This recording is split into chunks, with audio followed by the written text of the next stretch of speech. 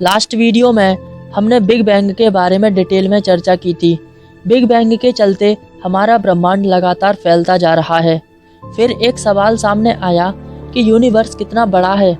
21st century के इस modern time में भी क्या हम जान पाए हैं कि हमारा यूनिवर्स असल में कितना बड़ा है और इसका अंतिम छोर कहाँ पर है? क्या ऑब्जर्वेबल यूनिवर्स ही हमारा संपूर्ण ब्रह्मांड है या ऑब्जर्वेबल यूनिवर्स भी इस अनंत ब्रह्मांड की तुलना में एक बिंदु के समान है? तो आज के इस एपिसोड में हम जानेंगे कि दृश्य ब्रह्मांड और अदृश्य ब्रह्मांड यानी कि ऑब्जर्वेबल यूनिवर्स और अननोन यूनिवर्स क्या है, हमारे यूनिवर्स का फैलाव कितना है। तो शुरू करते हैं इस अनंत ब्रह्मांड का अंतहीन रोमांचक सफर। तो कैसे हैं आप लोग? Welcome back my YouTube channel. मैं हूं CST और आप देख रहे हैं CST क्रिएशन अमेजिंग फैक्ट। हम शुरुआत करते हैं हमारी पृथ्वी से और हम अपने आसपास जो कुछ भी देख रहे हैं वह पृथ्वी पर ही एग्जिस्ट करता है। और कैलकुलेशन से ये पता चला कि हमारी धरती का इक्वेटर पे लेंथ 24,901 माइल्स या 40,075 किलोमीटर जितना है। तो इससे इमेजिन कर सकते हैं कि एक नॉर्मल ह्यूमन बीइंग को ये डिस्टेंस तय करने में कितना समय लगेगा। लेकिन जो धरती हमारे लिए इतना बड़ा है वो असल में यूनिवर्स के मुकाबले कितना बड़ा है। तो शुरू करते हैं हमारे नेचुरल सैटेलाइट मून से। तो मून पृथ्वी से काफ़ी नज़दीक है क्योंकि यही है जिसे हम रात में बहुत ही क्लियरली देख सकते हैं। लेकिन जितना हम सोच रहे हैं उससे कहीं ज़्यादा दूर भी है। रियलिटी में चांद हमसे 3,84,400 किलोमीटर दूर है। और अगर इमेजिन किया जाए तो इस दूरी में लगभग 32 और पृथ्वी आराम से फिट हो सकती हैं। वहीं अगर 100 किलोमीटर पर आवर की रफ्तार से धरती से मून की ओर ट्रेवल किया जाए तो चांद पर पहुंचने में 160 दिन का समय लगेगा। और धरती पर मौजूद आबादी में से चांद पर केवल 12 लोग ही पहुंच पाए हैं। चांद से हमारी धरती कुछ इस तरह से दिखाई देती है। लेकिन अगर इस धरती को मार्स यानी मंगल से देखते हैं तो ये ग्रह नीला डॉट जितना बड़ा दिखाई देता है। और मार्स से अर्थ तक की डिस्टेंस 361.8 मिलियन किलोमीटर है। यह डिस्टेंस इतनी है कि लाइट को भी मार्स तक पहुंचने में 20 मिनट का समय लगता है।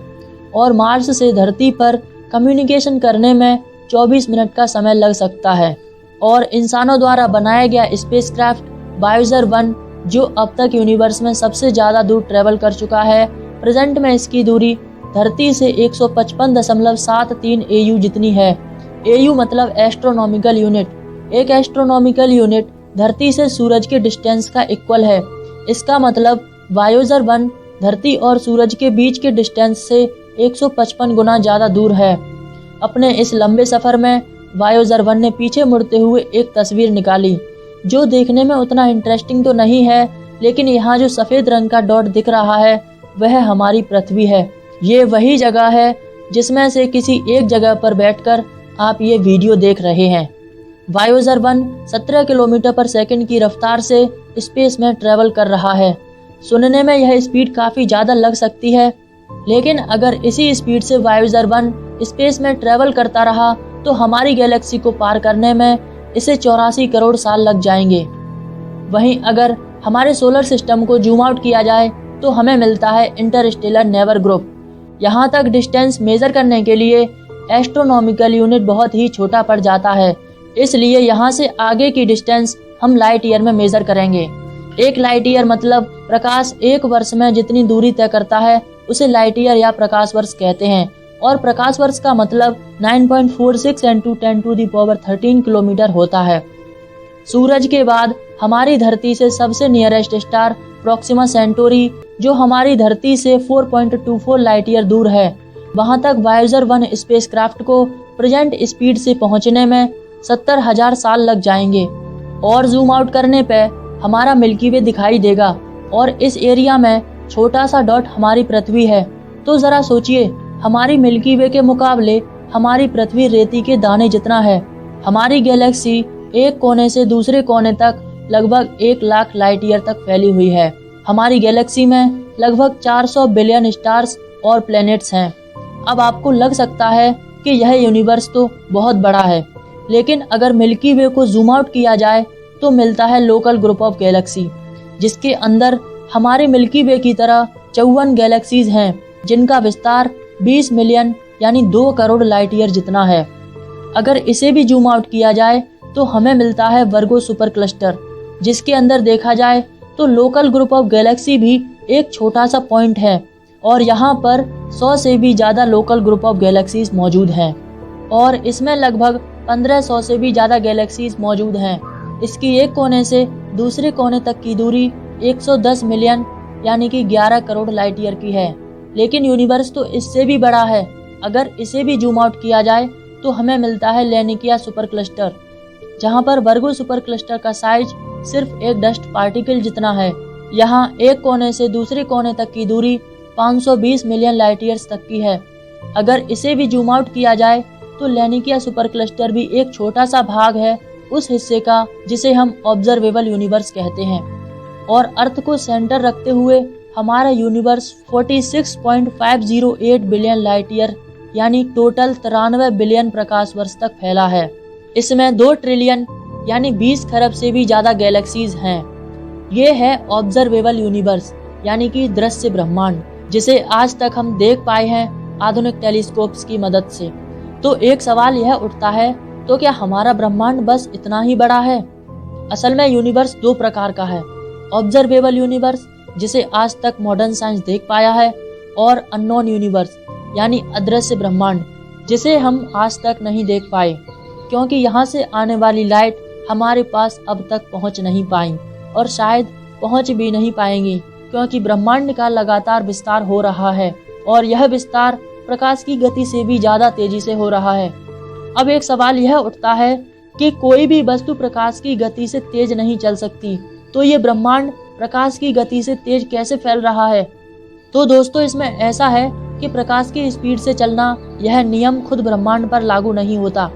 यही कारण है कि पिछले 13.5 अरब सालों में हमारा ब्रह्मांड 93 अरब प्रकाश वर्ष में फैल गया है।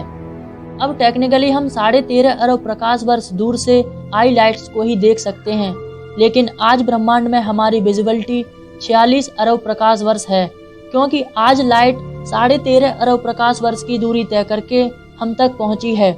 हम उसी को अब तक देख पाए हैं, लेकिन अब वह हमसे और भी दूर जा चुकी होगी। इस पूरे ब्रह्मांड में यानी 93 अरब लाइट ईयर से दूर क्या है वो हमें अभी तक पता नहीं चल पाया है।